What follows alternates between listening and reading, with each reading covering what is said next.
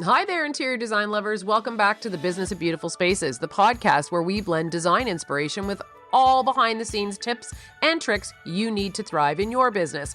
I'm your host, Laura Thornton, and with over 27 years in this interior design game and running a 7-figure design company, trust me, I've seen it all. I want to be your interior design bestie. I want to help you build the business of your dreams, make more money, and yes, ditch the stress along the way. I've been doing this for a long time, and now I'm sharing my knowledge with all of you, my fellow designers and decorators. All I ask in return is that you like, review, and follow this podcast wherever you listen, so other designers can find us and learn more too. So grab a coffee, get comfy, and let's dive into making 2025 your best business year yet. Hello, and welcome back to the podcast called The Business of Beautiful Spaces. Today, we're going to be speaking about elevating your client presentation package and what steps you can take to elevate that package to wow your client. When we start preparing for our client presentation, we end up having our conference table set up with almost a table setting, if you will, for each client that is coming in. So that could be a husband and wife or a partner, or children could be attending. So depending on how many people are going to attend your presentation, you would have one seat laid out for each individual who would be attending. At each of these seats, we would have a bottle of water, the full presentation package, one black marker for writing in your booklet, and one red marker or pen that we would always recommend using anything that they want to have revised or are questioning while we're going along, so that we can make sure we circle back and discuss those elements. As mentioned, we recommend having one printed presentation booklet per person in attendance and place it where you want your clients to sit. For example, in our studio, we don't have control of the lighting here. We're not allowed to make revisions. So the placement of our television, which is the only straight wall that we have because we're in a studio with angled ceilings, we end up with a really bad reflection from our chandeliers that hang in the open area. So by placing my clients on the opposite side of the table, they are not distracted on the television with the reflection of those chandeliers. So I make sure that they are fully aware that they're sitting on that side, that their presentation booklets are set up there. That way I can control where they sit, what they see. And also one advantage is they don't get to look at my desk and some of the mountains of work that's sitting on top of it, or a full garbage can, if that's the case. So they don't get to see my junk on my desk, but really it's more about the reflection off that television that doesn't affect their perfect viewing of the presentation that we're about to set forward on showing them. So let's face it, drawings consume a lot of our design time. And even though we love creating them and we get to see and use them as a tool to see how our designs are coming together, our clients don't always understand them. An interior design presentation package is a comprehensive set of documents and visual aids that we interior designers use to present the design concept that we have come up with for our clients. And we generally show it for the first time during our presentation when our clients come into our studio. The specific components of that presentation will vary depending on the project, whether it's a main floor or a full house reno or bathrooms. Obviously, the scale of it will change and the preferences will change by designer, but there are some really common elements that we're going to discuss today on how you can amp up and elevate your presentation. Let's talk floor plans. Floor plans are the primary visual tool that designers use to communicate the layout and spatial relationships of a design that they have created to their clients. They show the locations of the walls, the doors, the windows, all the furniture, all the fixtures. This is probably the most referenced drawing during our client design presentation. And if we're going to be referencing it multiple times within the hours that our clients are sitting here and we're presenting, why shouldn't it be pretty? At our studio, we elevate our floor plans by applying all the finishes to the plan. The floor type, for example, if it is hardwood, we insert the type of floor that we hopefully can find a great sample from either the manufacturer, supplier, or on a website, and we apply that right onto our 2D floor plan. Then we can layer on all the other elements, such as area rugs, furniture, islands, counters, our cabinetry, our millwork. So this way, we're giving our clients a really clear indicator of how much flooring A is being shown, how the use of all the finishes are coming together, and they get a really good topical view of their new designed space. This is a great tool to show critical dimensions. For example, the walkways around the kitchen island, they can really see what that reads and looks like when it is delineated by coloring. Another plus, how many times have you been asked or questioned during your presentation about the hardwood color? Is it too dark? Do you think it's too light? And they try and get you to justify the size of the area rug. This way, when they see it all go in, they can see that at the end of the day, it is not as much of that stain color as they thought it was going to be. And they can see that that area rug actually elevates and makes your space look bigger. Really makes a big difference for them to be able to see spatially how much these elements are taking up in their space. And a lot of times we get, what was that color of that sofa again? Well, it's right here. Let me show you. And you don't have to go, whipping back through your booklet to find the actual page that has the sofa and the sofa color on it. It's right here on your topical 2D colored and textured drawing. We take it one step further and we even add 2D shadows to the element so that it gives it some dimension and some depth. So it actually feels like it's popping off the page. We don't use any fancy programs to do this. We typically use a combination of an Apple program called Pages and the professional version of Canva, which is either a software you can use on your phone or you can buy it for desktop. But even the the most expensive version of it, which is called the professional version of Canva, is only $120 a year. So we have found that it's been a great investment, not just for this, but as a background remover for any photos that you are using. Anyway, I won't digress into a whole other avenue, but Canva's a really great tool that we found we use a lot in our studio. But for putting our presentations together, it is a game changer. So in the very same way that we have elevated our floor plans, we apply the same texture, finishes, colorings to all of our elevations, which is our second element of elevating your presentation today. We have found that this is a huge advantage, especially for bathrooms and millwork drawings. So let's dive into it. Let's talk about elevations. Elevations are detailed drawings that show the vertical view of a room, including all the heights and the ceiling heights and the widths and the placements of the windows and the doors. And we use this to illustrate height and scale of space, as well as placement for example, wall art, fixtures, our tile layouts, multiple things that we can apply on our elevation. So just like the floor plan, we also add the finishes to our elevations for our presentation. We need to feel that the black and white wasn't giving us as much of a realistic finish as it could. And we were finding it was reading flat for our clients who, let's face it, the fun stuff is the finishes. So this will really elevate our millwork elevations so that we can add in hardware, the wall sconces, the stain or the color of the paint that we're using, the profile type of the door. And if there is mirror or glass inserts, we'll add all of that in as well. Yes, this will add more time and hours into your design, but the results will be worth it. We started doing this well before 3D renderings were a part of interior design. And honestly, every time we present with these colors and these finishes applied to our elevations and to our 2D drawings, our clients are always wowed. Our clients are always excited about the design. It has really been a game changer. The results have always been favorable. And I have found that our revisions are far less because they can really start to see the design come together and they can get a feel for that future space. So let's fast forward into 2023, where now not only do we have 2D floor plans and the colored elevations of our presentations, but a few years back when we were able to add color renderings to our presentations, it was a kaboomy. Instantly leveled up our presentation. The reactions were undeniably favorable.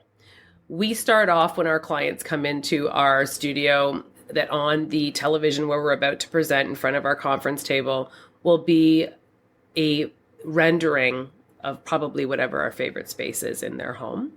And there has not been one client who has walked in and realized right off the top that that was their space. They're always a few minutes in, we're serving coffees and teas and saying our hellos, and all of a sudden they realize that that image is their home, and the reaction is always undeniable doubt that they couldn't believe that this is their space. So we find that that's really a wow for them when they're like, what? That is my home? That I get to live there? And then from there, they're already excited. They have leveled up. Yes, we caffeinated them. Yes, we've given them some sugar. However, they are excited to dive in, and they're excited to see what we have come up with just because of this simple vision of a rendering on the TV screen. The renderings are a computer-generated image that provide realistic visualization of the proposed design. They allow our clients to see the space in multiple angles and perspectives. And sometimes, if you want to dive into it a little bit deeper, you could also get a virtual walkthrough.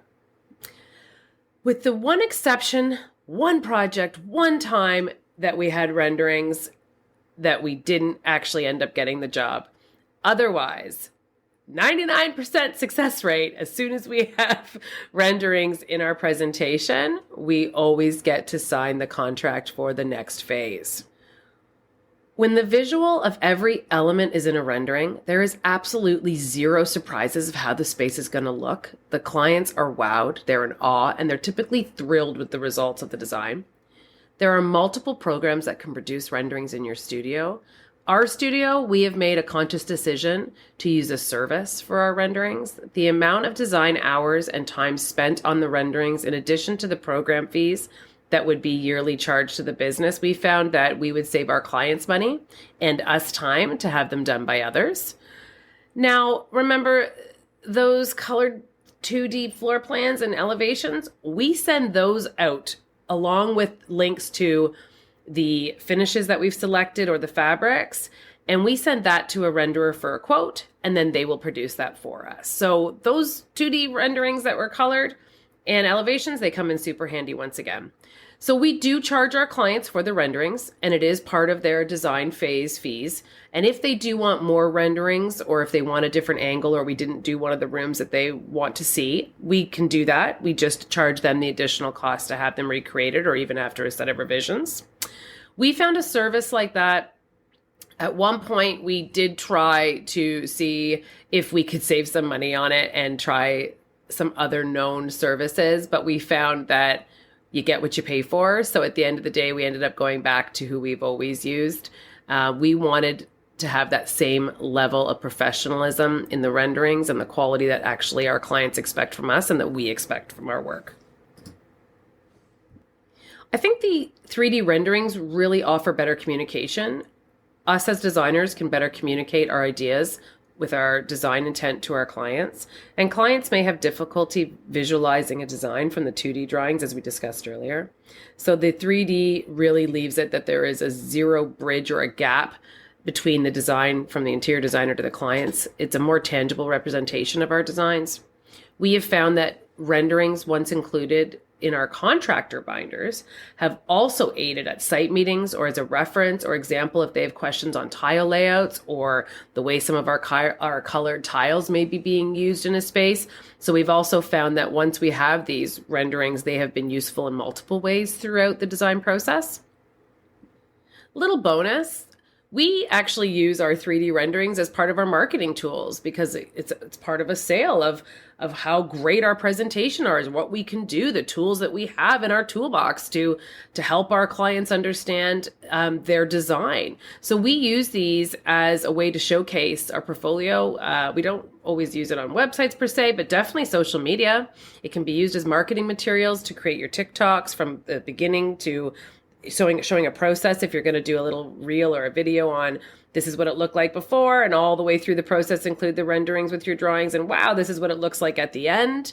Overall, these 3D renderings provide a powerful tool for designers to communicate the ideas and designs to their clients. It helps the client better visualize the space and understand the designer's intent, and we can help build trust and confidence with our designer's abilities by using these as a great tool. So next one, let's talk material samples. Physical samples of materials, fabrics, and finishes will help your client better understand the tactile elements of the design. Samples can be used to demonstrate the texture, the color, the quality, and the materials that we're using throughout their design. Try and have all your fabric samples ordered in advance so that you have them in time for your presentation, so you don't have any books on presentation day.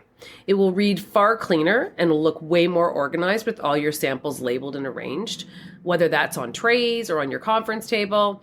But for us, we have labels that have our logo on them, and we've laminated them so that we can be reusing the same ones over and over and over again. Here at Thornton Design, we purchased self-laminating sheets, so we can add a label anytime we need to in-house. It's not something that we need to send out or have to worry about if we're in crunch mode right before the client shows up and we decided to add or change a fabric and we need to have another label. We can produce those here. We have also purchased pretty little gold paper clips so that we can adhere those labels to the samples. And the laminated tags can also be double-sided taped to your tiles or your millwork samples or your counter samples so that they don't get separated while you start planning and moving things around. Another quick note on the laminated labels. We keep them organized in plastic envelopes so that when we start to design a job, I can easily pull those out and I can start using those pretty gold paper clips and put them right into the fabric books. So that we can start seeing how things can be built and what is what on the table. But also, we do have a team here at our studio. So that means we have multiple people working on the same project. So by having these little labels already paper clipped on, it allows our project coordinator who needs to create all the cut sheets for the selections to come over and see where this is headed, and she can get ahead on her work as well. So we're using these labels not just for presentations, but also part of our planning. And the labels really create a consistent look and a feel of professionalism throughout your entire presentation. Another thing we include in our presentations is costs or summaries. So let's talk cost estimates. Designers can include cost estimates or budgets to help their client better understand the financial aspect of this project or design. This can include the breakdown of costs of materials, fixtures, labor, as well as your timelines for completion. We add summaries at the end of each room in our presentation.